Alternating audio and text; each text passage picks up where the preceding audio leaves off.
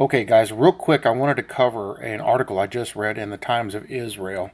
I actually don't even remember why I started looking for this, but we know about the election situation that's going on in Israel, and we know that they're looking at third round elections, and this is unprecedented because they've never had this before. Netanyahu wasn't able to form a government. Gantz has 2 more days. You're going to see that in the article. But there's something interesting I wanted to cover that's near the end of the article. And this should kind of give everybody a little bit of pause. We know the days that we're in, we see the things that are happening.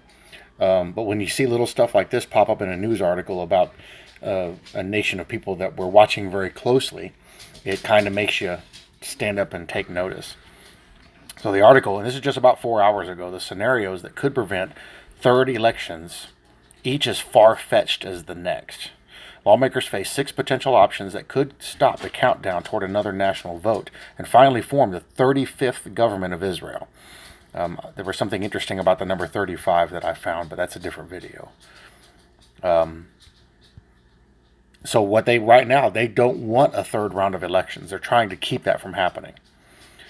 When the clock strikes midnight on Wednesday, Israel will once again find itself in uncharted political territory, on course for an unprecedented third round of elections in under a year, unless one of 6 improbable options materializes.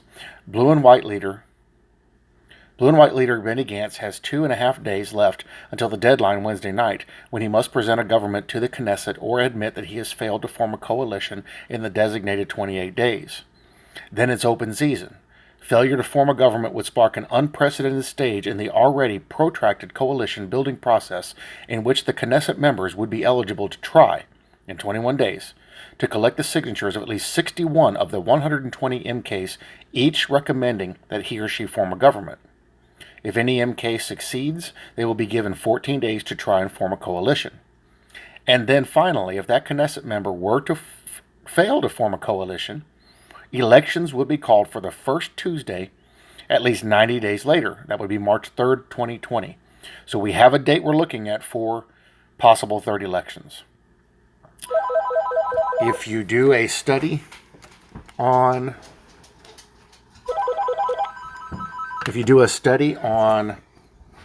March 3rd, 2020, things associated with that, you might find some interesting information. I have. Every single one of the 9 parties elected to the Knesset in September's election has said they will do all they can to prevent Israel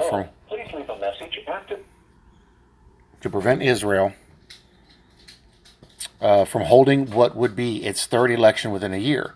And yet Gantz's chances of forming a coalition look as bleak, if not bleaker, than Prime Minister Benjamin Netanyahu's did when he failed to form a coalition after both the April and September elections. And third elections still seem to be the most likely upshot. Here are the various options, each perhaps as far-fetched as the next, that could stop the pendulum swinging toward third elections and somehow see the rise of the 35th government in Israel. And I'm not going to read all of them. It's the last one we want to get to. So there's the unity government. And I'll link this article in the video so you guys can go look at it yourself. There's minority government supported by the Joint List. There's minority government propped up by right-wing rebels. Lieberman joins right-wing, which actually could be a possibility. Shas joins blue and white, which could also be a possibility. Here's the one I wanted to look at. Someone else steps up. Now, we know that what we're looking at right now is a possible scenario for the Antichrist to step onto the scene. We know he has to be a world leader before he declares himself God at the halfway mark of the tribulation. So there has to be, before that point, before that 3.5-year mark, there has to be a time frame, be it 3.5 years, 4, 5, 6. There has to be a stretch of time where a prime minister or a leader steps up and forms a coalition of nations, which would be the beast. I did videos showing where we see the beast with 7 horns and 10 heads and 10 diadems on the heads. That literally just a few weeks ago, they had the 70-nation coalition meeting in Israel, and they did an animal sacrifice based on it. That literally matched the exact description given in the book of Revelations 4 times for the beast. It matches it perfectly, surprisingly perfectly. And that thing went off without a hitch, and everybody was on board with it. And we know there's going to be another beast, and that is going to be the old Roman Empire that's going to rise up. We're seeing the birth of these two beasts literally right now in our days before our eyes. The new series of nations, the old Roman Empire, is literally being put together right now and rising up. We see the 70 nation coalition, the 7 horns and 10 heads, rising up right now. And it's astounding that we're seeing this in our days. So how close is the Antichrist coming? He has to rule over Israel, because for the first 3.5 years, Israel is going to be top dog. After that, it's going to fall. So he has to get built up into power. He can't just walk into the temple and go, hey, I'm God, because the people have to be backing him. So he has to be a leader somewhere. Pretty sure he's going to end up being the leader of Israel. And there's other prophecies given by individual people in the past who have said Netanyahu will hand the keys to him. If that's the case, that means this scenario with these elections right now, they are setting the stage for this event to happen.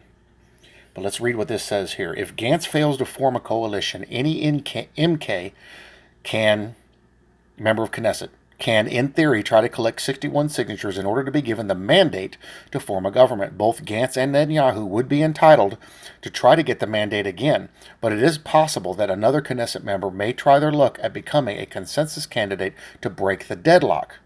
While a number of senior Likud members have sought to position themselves as the eventual successor to Netanyahu, none has emerged as a clear favorite to do so, and none has built up the political support within the party in order to challenge him for the from the premiership at this stage. Even without the obvious successor, those possible candidates to one day take over from Netanyahu, popular former minister Gideon Sa'ar, Knesset Speaker Yuli Edelstein, Foreign Minister Yisrael Katz, Public Security Minister Gilad Erdan, and former Jerusalem Mayor Ner Barkat, to name a few, have been unwilling to be the first to take a step against the venerable leader. There's a reason why Netanyahu is protected.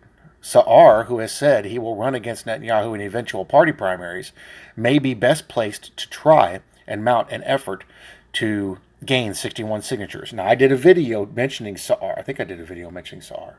Yeah. Stuff about Sa'ar. Sa'ar could be the guy. There were some things about him that kind of jumped out. We have a lot of guys that match in one way or another the profile of who the Antichrist could be. But Sa'ar was one of those guys. Look him up and learn more about him. But with the Likud Constitution stating that the Prime Minister must be head of the party, meaning that Sa'ar would have to resign from Likud in order to become Prime Minister. He may prefer to wait until another leadership opportunity arises when he wouldn't be seen as a turncoat. One Likud heavy hitter possibly better placed than Sa'ar is Knesset Speaker Edelstein, widely respected on both sides of the Knesset plenum. Could Edelstein make the case to resign from Likud and serve as an independent prime minister for a number of months before allowing Likud and Blue and White to then share the remaining premiership between them and then perhaps become president in 2 years when Rivlin's term is up? Could he stand up to the Knesset and say enough is enough? I don't want to do this, but we cannot have third elections and this is the only option.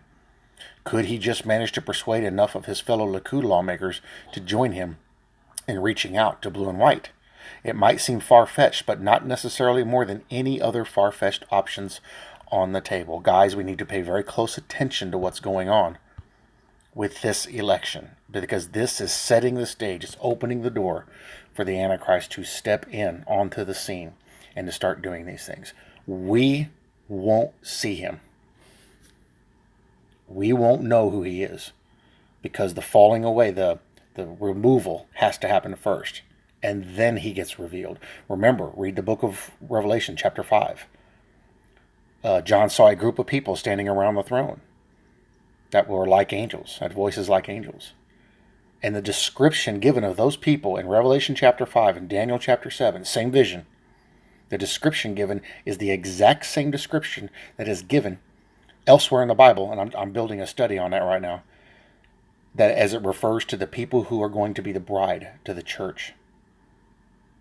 And if that's the case, if the same description is being given, who is that? That's the bride. We're in there when Jesus takes that scroll and cracks that first seal, releasing the Antichrist. So, watch close. Things are changing. Could we be here till March? No idea. I kind of think we're going to get out of here earlier than that, but that's just me. That's my opinion. But we need to watch, because the events that are fine-tuning the last minutes leading up to the scenario are happening. We see them happening right now on the world stage, and it's shocking. And now you notice suddenly all kinds of stuff has changed. All kinds of things have leapt forward, and look how fast this year went by. So pay attention, keep your wits about you, and whatever you do, don't be fearful about what you see. We know all this has to happen, but we know we have redemption and deliverance from the evil that's on this earth in Jesus Christ. I love you guys. I bless you all in Jesus' name. I'll see you in the next one.